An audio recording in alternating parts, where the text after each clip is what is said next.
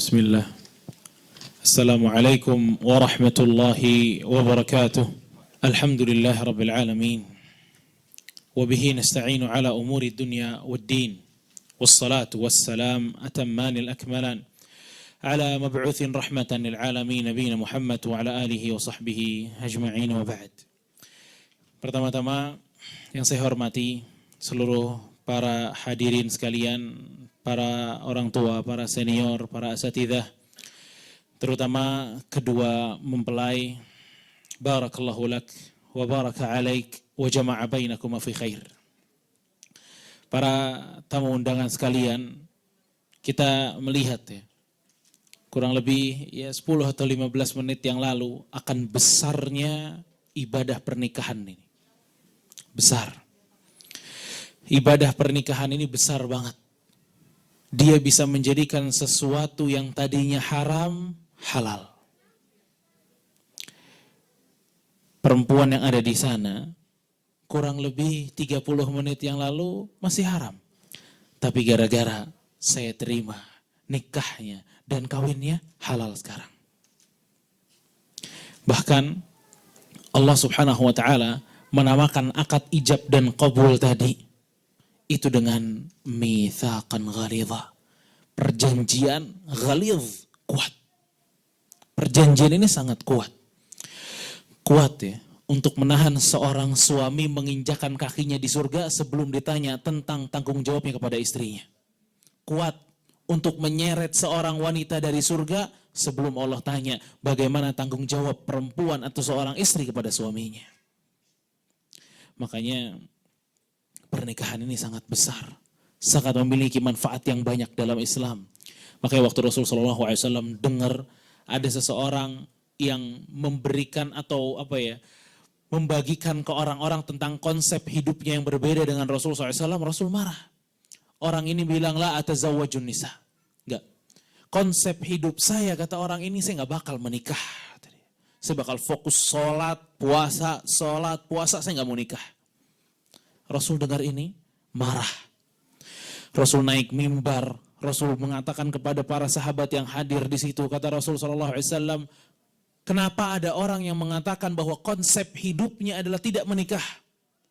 Padahal konsep hidup terbaik adalah hidupnya Nabi SAW. Wa khairul huda, huda Muhammadin SAW.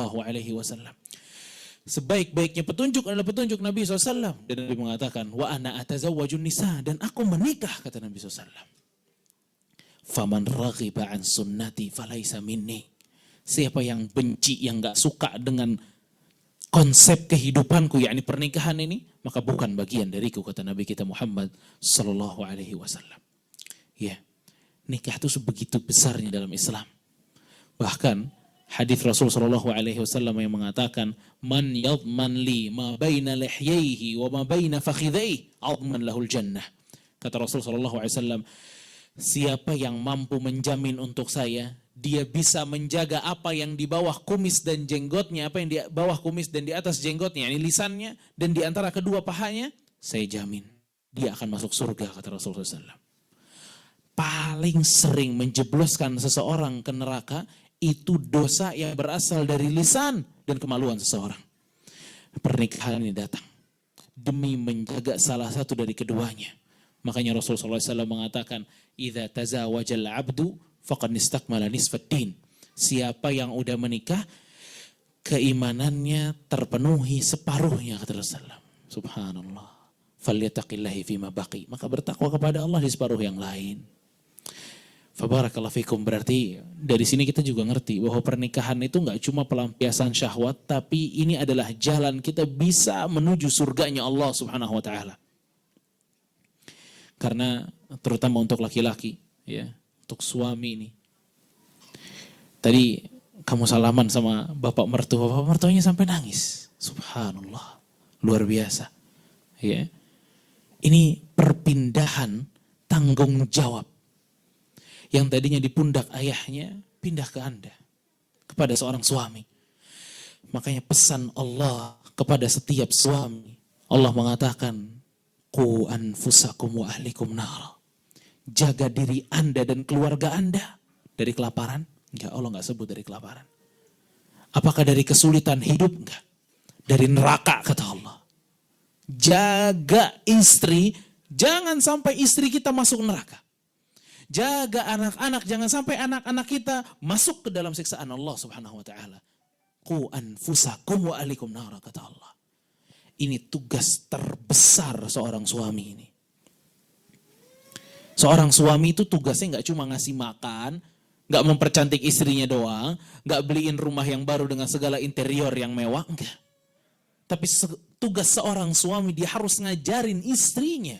Makanya Ali bin Abi Thalib radhiyallahu anhu waktu menafsirkan ayat ini, beliau mengatakan allimuhum wa adibuhum. Ajarkan ilmu, ajarkan adab bagaimana bersikap yang baik. Karena wallah, demi Allah, kita para suami, begitu juga para istri, akan ada waktu di mana kita berhadapan dengan Allah. Kaki kita nggak akan bergerak sampai Allah tanya bagaimana sikapmu, bagaimana tanggung jawabmu terhadap istri dan anak-anakmu. Qu anfusakum wa ahlikum nara. Ajarkan. Maka seorang suami perlu belajar. Perlu belajar. Apa yang mau diajarin kalau dia nggak ngerti apa-apa?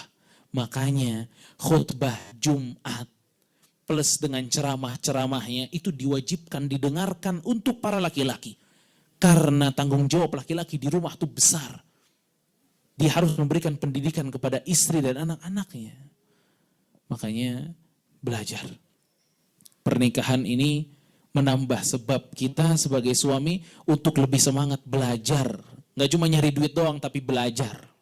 Karena yang mesti dijaga itu diri kita, kemudian keluarga kita. Kalau kita nggak bisa jaga diri kita dari neraka, kita mau jagainnya gimana keluarga kita? Ada seorang wanita datang kepada Rasul Shallallahu Alaihi Wasallam untuk sebuah kebutuhan. Kemudian Rasul SAW tanya, alaki zauj, udah punya suami? Kata Rasul.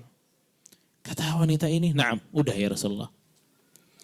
Fakaifa antilah, bagaimana sikap anda kepada suami anda?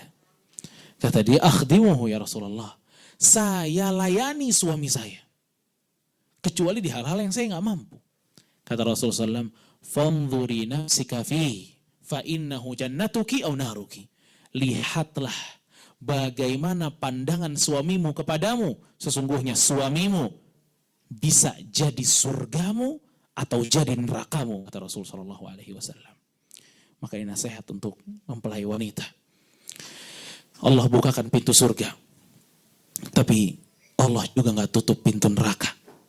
Suami anda bisa jadi bahan anda masuk ke surga, namun juga bisa menjadi bahan seorang wanita masuk ke nerakanya Allah Subhanahu Wa Taala. Maka ingat hak-hak suami, ingat mesti dilayani para suami ini dengan pelayanan yang paling baik. Sebagaimana suami harus melayani istri dengan pelayanan yang terbaik. Bahkan waktu Ibnu Mas'ud kalau tidak salah, beliau pulang dari Syam, negeri Syam, Palestina dan lain sebagainya. Beliau datang ke Rasulullah SAW, sujud di hadapan Rasul. Rasulullah SAW bilang, enggak. Seorang manusia enggak boleh sujud kepada manusia yang lain. Kata Ibnu Mas'ud, ya Rasulullah, saya di Syam, saya melihat masyarakat Syam itu, kalau dia melihat ada orang yang haknya begitu besar, maka dia sujud untuk orang tersebut ya Rasulullah. Dan engkau lebih pantas untuk diberikan hal ini. Kata Rasulullah SAW, lah nggak boleh, kata Rasul. Lau kuntu amiran ahadan li an yasjuda li ahadin, la amartul mar'ata an tasjuda li zawjiha. Kalau di Islam ini boleh sujud kepada makhluk, maka aku akan perintahkan para istri sujud sama suaminya. Saking besar hak seorang suami. Maka suami anda jannatuki au naruki, surgamu atau nerakamu. Begitu juga suami, keluarga anda bisa menjadikan anda masuk surga, bisa juga menjadikan anda masuk nerakanya Allah Subhanahu Wa Taala. Yang membedakan adalah bekal ilmu, mesti belajar, mesti ada waktu untuk belajar. Tambah dewasa, tambah mengerti apa yang mesti dia lakukan untuk keluarganya, apa yang mesti dia berikan untuk keluarganya. Semoga bermanfaat. Wassalamualaikum warahmatullahi wabarakatuh.